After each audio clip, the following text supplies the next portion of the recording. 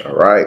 Welcome back to another year of the Barnes University Draft Class Analysis. So, for those that don't know, I've already done all 9 videos for the Tennessee Titans Draft Class. Go check them out on this channel. But for now, we're going to go over who I would have selected with the allotted picks. And, just for a preface, I do this with every video, a quick intro of who I am, just in case this is your first time finding my channel or these videos. I'm Charles Barnes. I have history in college front offices doing recruiting work, equipment room stuff, video breakdowns, video cut ups for practice, stuff like that. Some coaching, as well as I am a PFF certified data analyst. And I say those things because apparently social proof and stuff like that matters. So I try to make sure I add that in there because people are like, who are you to tell me what I should be thinking and stuff like that. There's a lot of people on the airwaves telling you what to do or what should the Titans do, what shouldn't they do, and they don't even have the baseline history, much less other things. So I've been doing this for over a decade. I've been documenting my selections. I've been working through uh, off-season draft strategies. I work through scheme strategies, and I've been highly accurate. Probably I'm close to 3xing what other industry in the industry GMs have been doing. So out of 7 picks, one pick usually pans out. I don't know if people know this. You have 7 selections, 1.5 pick usually pans out on average. I've been able to triple that over my decade of selecting prospects. So that's why you should listen to me. I don't really care about stuff like that. I know that people care about social proof and stuff like that, but that's why I share that. But for me, this is what I do. People take home that 6 to 7K salary. They go home and they go home to their settings and they're in their industry and they tout around how great they are, but they have not even a modicum of actual factual support to support that. Because anybody over a 257, 256 pick allotment can say, okay, this guy's going to be good. But what happens when you select a player live as the bullets are flying, and then you have to figure out where that favorite player that you had in your mock draft 2 months ago, he's gone. So who are you going to pick now? And you have to stand on that for years. That's why nobody in this market has duplicated what I've done, because they don't want to put their name out there in terms of a draft class. So I'm one of the only people that's doing it in this market, and I've been highly accurate over the course of a decade plus with that. So with 3 minutes in, let's get to who I would have selected. The real ones know, the real ones stay tuned for what we're about to go through right here. So the Tennessee Titans selected Cam Ward. This is one of few picks that we agreed with, or that I not necessarily agreed, but I selected as well with Cam Ward. And how did I arrive to this point? So obviously, the Tennessee Titans in real time did not create a cushion or infrastructure going into the draft to where they even could, in my opinion, take a haul of picks. Why? Because you didn't even have an in-house quarterback to compete for next year. So the pick was always going to be Cam Ward. Whereas with me during the offseason process, I targeted a guy named Justin Fields for a 2-year rental. Very underrated quarterback. If you pay attention to the trend of the NFL, and I'm giving away free game because next year this is going to be what people talk about, right? I'm giving you free game not hours, but months earlier, right? The free game is that the NFL, if you want to raise the floor, you got to have efficient quarterback play. I'm talking about offensively, specifically the quarterback position, efficient quarterback play, and a dual threat quarterback. I know that might not seem profound, but apparently NFL teams don't get it. Having a quarterback that can actually run is the separator. Think Lamar Jackson. Think Jalen Hurts, who just won a Super Bowl. Having that ability is the X factor. So what did I do? I targeted Justin Fields, this offseason so that I would have that type of quarterback. And then I would field calls for the number one draft pick to build a team around Justin Fields. That was my game plan. But the fact that the Tennessee Titans didn't do that, it puts me in a position to where I'm holding accountability for what I would do with the Titans right now. So I don't know the specifics of what was offered. So because I don't know what was offered, I'm not going to say I'm stuck with Cam Ward because I do think he is a good quarterback, but it made my decision even easier. So with that preface, that's kind of what my thinking was. If you were to make any type of trade, you would have had to done the work in December, in November, in early January before free agency started and targeted Justin Fields. You would have had to gone toe to toe with the Jets GM to try to get Justin Fields, and then probably the GM for the Jets would have probably been your traded partner as well. Him wanting to get up and get his guy. So with that being said, that's how I would have built that foundation. But Cam Ward as a prospect, selecting him early in the process and during the fall, you might have thought Shedeur Sanders. Okay, you was doing your research on Shedeur Sanders. Then as you get into your bag in December and January, as you watch and tape, whatever your timeline is, I was like, nah, Cam Ward's QB1, right? And why is he QB1? You start with the intangibles. This guy has the mentality to improve, to lead a team. He's a do-it-first leader. He's a guy that's going to hold others accountable. He's going to be able to definitely sustain the level of success because he has a chip on his shoulder. I want to say that, he's a guy that is going to know everybody in the franchise's first name, last name. He's going to treat them with respect. He's just the consummate pro already.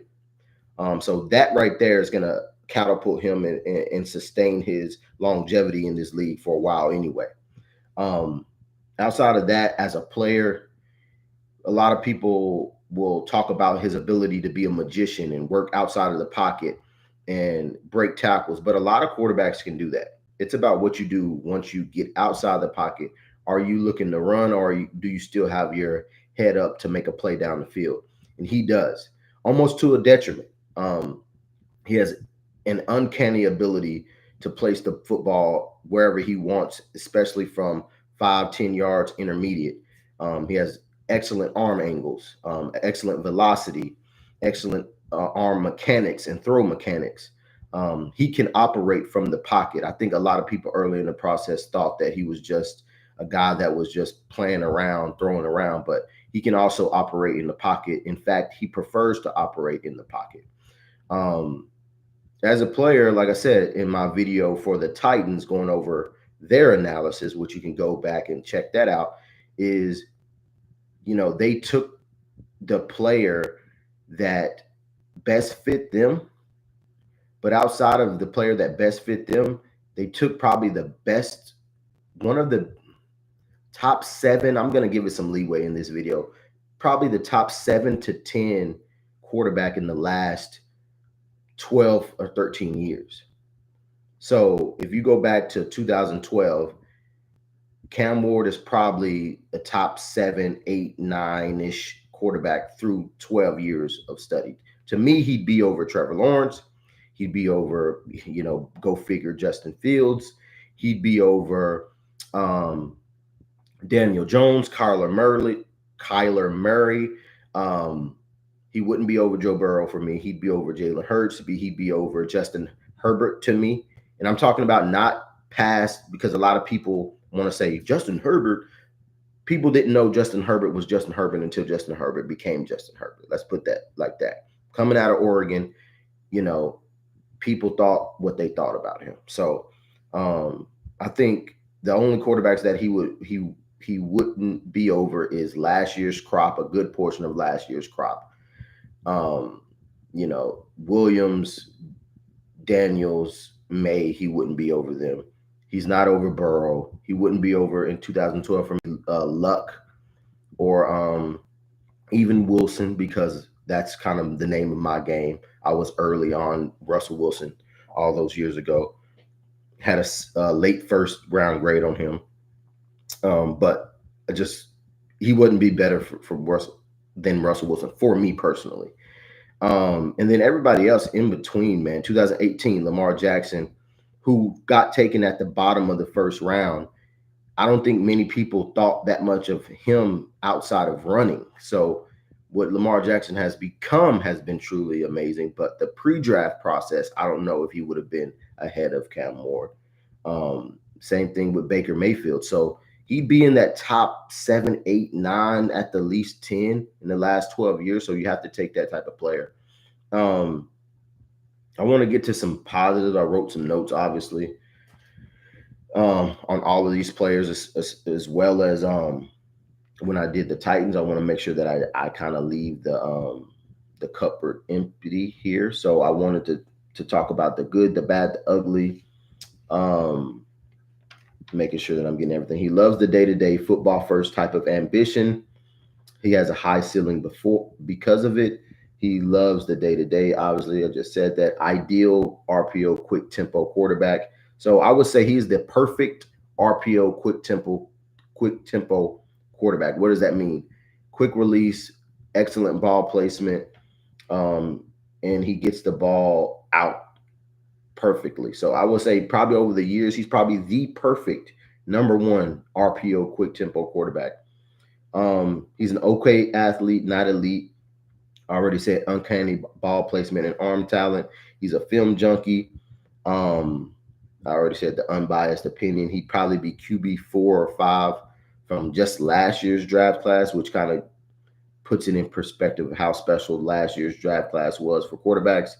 He has 2 cousins that's already made it to the NFL before or currently playing, Quentin Jammer and Quandre Diggs. My concerns is sometimes he is too nonchalant in the pocket. He holds on to make the perfect play. Therefore, either, not doing anything, throwing the ball away, taking a sack, or committing a turnover-worthy play. Some other things, what we say, his deep throw ball placement. Obviously, the further you get, it's harder to put it exactly where you want to. Where else? Arm angle, velocity, risk assessment. He has to definitely go through a better risk assessment on a per play basis. What is worth it? What isn't worth it? Sometimes the best play is a throwaway. And then his role. Well, let me go through his this physicality, his body for one minute here. So in the video for the Titans, going over there, so you can go check out that video, I talked about his body type, right? So every 6'2", 220-pound quarterback is not built the same. So a lot of people want to say, oh, he's identical to Steve McNair. They're both 6'2", 220. Well, the thing is they're built differently. Steve McNair was what you would call, in the South, you would call him a hoss, an HOSS, which means a big country fed big boy, right? The way that he's built, large hands, he has bigger hands than Cam Ward. His lowers are a lot larger, from thighs to knee to calf muscles to feet. He's much stronger. His play strength is way stronger than Cam Ward. So that wouldn't have been my comp. But my point is that one of my knocks on Cam Ward, as for someone like myself that's been doing this for decades or a decade plus, is that I notice certain body types about players. And Cam Ward has what I would identify as thin lowers. And what does that mean? Thin lowers. What does thin lowers mean? Thin lowers is how a player is built, specifically from the hip down. So it might be, the thighs and the knees, the calves, the ankle. So that integrity and that relationship between the hip, knee, and ankle. So for Cam, his knee down, he has thin lowers. And what have I seen and noticed over my decade plus of players that have that type of build? Hyperextended knees, knee injuries. They're susceptible to lower body injuries more often than the average player. Built top heavy, what does that mean? You have more weight than you have, you are kind of think of it. Think of if you put a marshmallow on a toothpick, what is it going to do? It's going to topple over. The weight is all on top. So I don't think he's really that top heavy, but he does have thin lowers where he is susceptible to those type of injuries. So that is my only concern from a physical standpoint, because I think everything from a technical and schematic standpoint or tactical standpoint he can improve upon. So, but outside of the possibility of injury, which is football, is going to happen anyway, and I don't claim to be a doctor. It's only a fourth of my evaluation. Outside of that, the Titans got themselves a franchise guy. And I'm doing comps for these players this year. I might have done it last year, or might at least comment it in the comment section. But for me, if I was to give him a floor, his floor would be like a Zach Wilson type, right? That has all the talent in the world, but just doesn't put it together. But Cam Ward is way more prepared for the NFL than Zach Wilson was. My middle ground player would be Teddy Bridgewater, a guy that, started off decent, got injured, and tried to climb his way back to the top, but ended up being a backup, which isn't a bad career. And then Cam Ward's ceiling to me is much more closer to Tony Romo and Donovan McNabb than, Steve McNair. Just to me, Steve McNair is not because I'm a Titans enthusiast. Steve McNair played with the play strength that not many players play with. Modern day, I think the closest examples of modern day is probably a Dak Prescott, just physicality wise, and then Justin Fields, who I mentioned earlier. But Tony Romo, magician in the pocket, being able to throw from different arm angles and make plays like that. And then this is stylistic, but even Tony Romo and McNabb took their teams to more consistent wins and different levels, especially McNabb going to multiple NFC championship games and even the Super Bowl. So that will be my ceiling for Cam Ward. And I think it's very possible. He has all the intangibles. And I said in the first video for the Titans eval is that it just feels good to have someone in the market who's kind of cut from the same cloth as you in terms of like loving football, having a certain type of attitude about certain things. And, some people take it the wrong way. So be it. So people mention that, for a player and a quarterback, you should have that type of mentality, that borderlines confident and cocky. And they said specifically for players. But I think as evaluators,